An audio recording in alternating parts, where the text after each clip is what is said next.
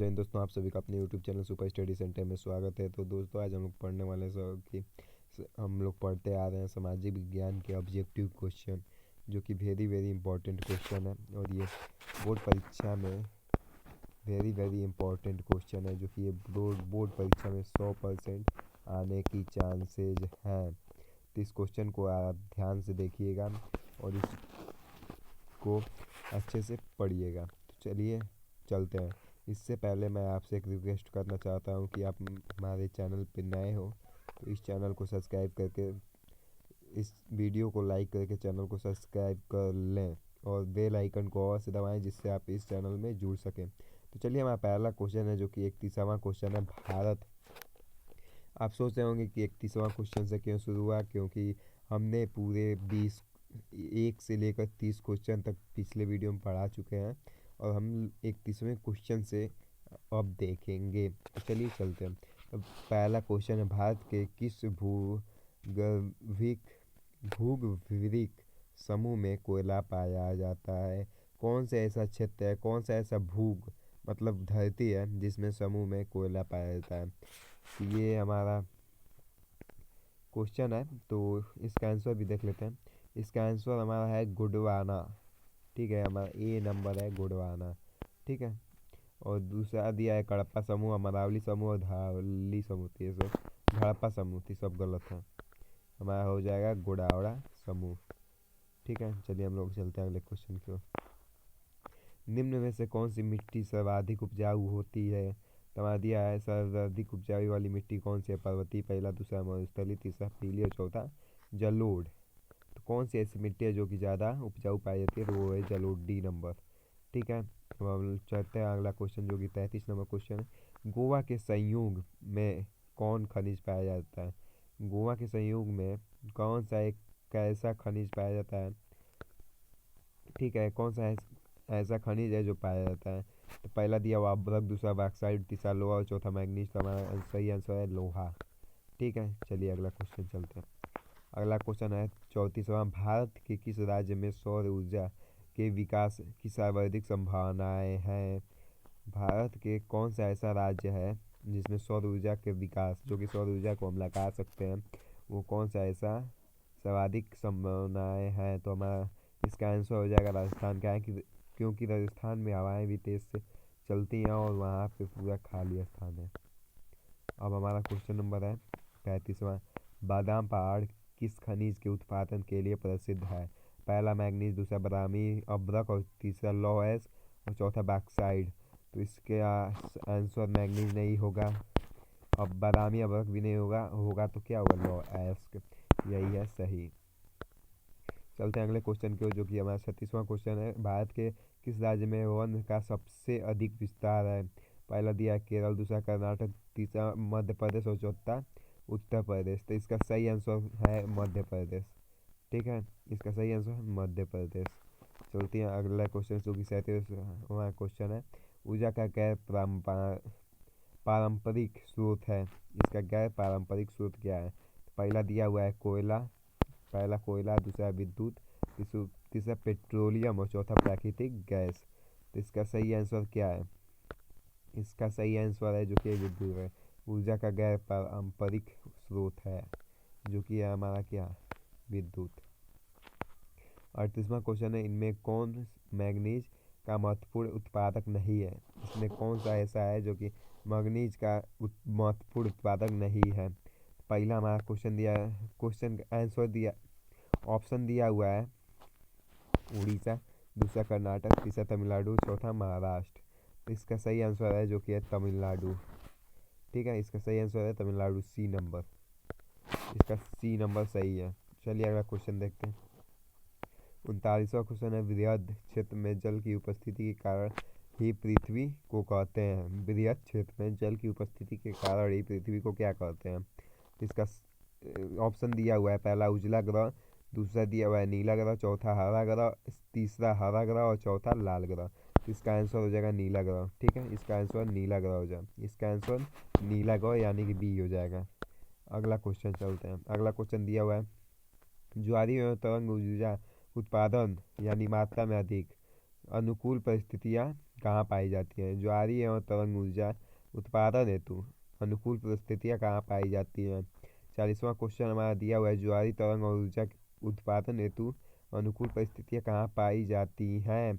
सारे most important question है। और हमारे चैनल को अभी तक सब्सक्राइब नहीं किया तो कर लीजिए, प्लीज़ कर लीजिए। आप देखते नहीं, सब्सक्राइब नहीं करते हैं, कर लीजिए। आप अवश्य आपको पढ़ना है और आपको 10/2023 में अच्छे परसेंट लाने हैं, फर्स्ट डिवीज़न लाना है और आपको अच्छे परसेंट लाने हैं। तो बोर्ड परीक्षा के लिए आप इस चैनल को सब्सक्राइब कर लीजिए। तो इसका हमारा 40वां क्वेश्चन है, जो कि ज्वारीय और तरंग उत्पादन हेतु अनुकूल परिस्थितियाँ कहाँ पाई जाती है? तो पहला दिया है मन्नार की खाड़ी, दूसरा गंभात की खाड़ी, तीसरा गंगा नदी में, तीसरा चौथा कोसी नदी में।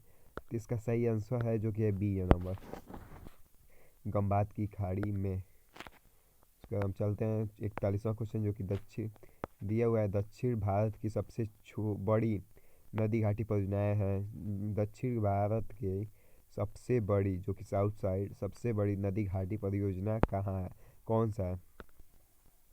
तो इसका सही आंसर है ए नंबर, तुंगभद्रा, अमरावती, चंबल, हरिकुंड, हीराकुंड, ये सब नहीं है। बल्कि चंबल भी नहीं है, अमरावती भी नहीं है, तुंगभद्रा है। चलते हैं अगले क्वेश्चन की ओर। अगला क्वेश्चन हमारा है 42वां, डाकू की अर्थव्यवस्था का संबंध है, डाकू की अर्थव्यवस्था का संबंध है किससे? संसाधन संग्रहण से, या संसाधन के विध्वंस से, या संसाधन के नियोजित दोहन से, या इनमें से कोई नहीं। तो इसका सही आंसर है जो कि बी नंबर है हमारा, बी नंबर इसका सही आंसर है। क्या है दिया है? संसाधन के विदोहन से। ठीक है। अगला क्वेश्चन, काला लोहा किसे कहते हैं? काला लोहा हम किसे कहते हैं? पहला दिया है हेमाटाइट, दूसरा दिया है मैग्नेटाइट, और चौथा है लाइमोनाइट, और पांचवा है डी नंबर जो कि है सीडेराइट। तो इसका सही आंसर है जो कि मैग्नेटाइट। ठीक है। चलते हैं अगले क्वेश्चन को, जो अगला क्वेश्चन हम देखते हैं। अगला क्वेश्चन 44वां में है, विश्व पर्यावरण दिवस कब मनाया जाता है? विश्व पर्यावरण दिवस कब मनाया जाता है? ये तो आपको पता ही होगा, नहीं पता है तो जान लीजिए। दिया हुआ है पहला ऑप्शन 5 जून, दूसरा 3 अप्रैल, और चौथा 3 सितंबर, और लास्ट में दिया है 1 दिसंबर। तो इसका सही आंसर है 5 जून। चलिए हम लोग चलते हैं अगले क्वेश्चन पे। निम्नांकित कीजिए कि किस खनिज का भारत निर्यात नहीं करता है। नामांकित कीजिए कि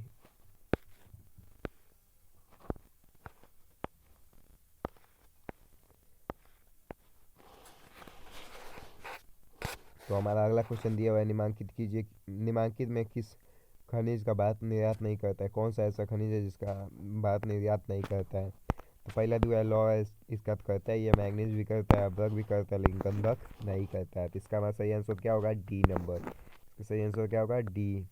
ठीक है, इसका सही आंसर है डी। चलते हैं अगले क्वेश्चन की ओर, जो कि अगला क्वेश्चन हमारा 46वां, भारत में कोयले का सर्वप्रथम उत्पादक राज्य है। तो इसका तो सही आंसर हो सकता है झारखंड, और झारखंड में सबसे अधिक सर्वप्रथम उत्पादक राज्य है, और झारखंड में झरिया एक स्थान है। झरिया एक ऐसा स्थान है जहाँ पे बहुत अधिक मात्रा में कोयला का उत्पादन होता है। ठीक है। चौथा और हमारा 47वां क्वेश्चन है, जो कि मैंगनीज का निर्यात इनमें से किस बंदरगाह से नहीं किया जाता है? कौन सा ऐसा बंदरगाह है जिससे मैंगनीज का निर्यात नहीं किया जाता है? पहला दिया है मुंबई, दूसरा मंगलौर, तीसरा मार्गगांव, और चौथा विशाखापट्टनम। तो इसका सही आंसर है जो कि मैंगलोर। ठीक है, मंगलोर, सॉरी तो पढ़ने में दिक्कत, गला बैठ, मैंगलोर। 48वां क्वेश्चन है, जो कि टेक्सोल का उपयोग होता है। टेक्सोल का उपयोग किस में होता है? पहला दिया है मलेरिया में, दूसरा एड्स में, तीसरा कैंसर में, और चौथा टीबी के लिए। तो टेक्सोल का उपयोग होता है जो कि है सी नंबर, कैंसर में। ठीक है, कैंसर में उपयोग होता है।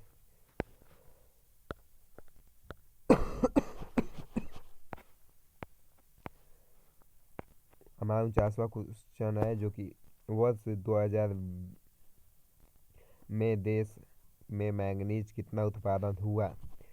2000 वर्ष में मैंगनीज कितना उत्पादन हुआ, ये सब डाटा आपको जानना चाहिए। तो देखिए, जो कि इस चैनल पे ऐसा डाटा मिलता ही रहता है। वर्ष 2000 में देश के मैंगनीज का कितना उत्पादन हुआ। तो हमारा पहला क्वेश्चन दिया हुआ है, पहला ऑप्शन दिया हुआ है 12 लाख टन, दूसरा दिया है 15 लाख टन, तीसरा दिया है 18 लाख टन और चौथा दिया है 15.5 लाख टन। ठीक है, तो इसका सही आंसर कौन सा होगा। तो इसका सही आंसर होगा यही 15.5 लाख टन। ठीक है, चलिए अगला क्वेश्चन देखते हैं जो कि दिया हुआ है सर्वोत्तम कोयले का प्रकार कौन सा है। ठीक है, दिया है 50वां क्वेश्चन, सर्वोत्तम कोयले का प्रकार कौन सा है। सर्वोत्तम कोयले का प्रकार कौन सा है। पहला दिया है एथासाइट, दूसरा दिया है पीट और तीसरा दिया है लिग्नाइट और चौथा दिया है बुटुमिनस। तो हमारा इसका ऑप्शन नंबर ए जो कि एकदम सही है। तो आज के लिए इतना ही, अब मिलेंगे अगले सब्जेक्टिव क्वेश्चन में। अति लघुत्तरीय क्वेश्चन में ये ऑब्जेक्टिव क्वेश्चन पहले पार्ट का ख़त्म हुआ। तो चलिए आज के लिए धन्यवाद।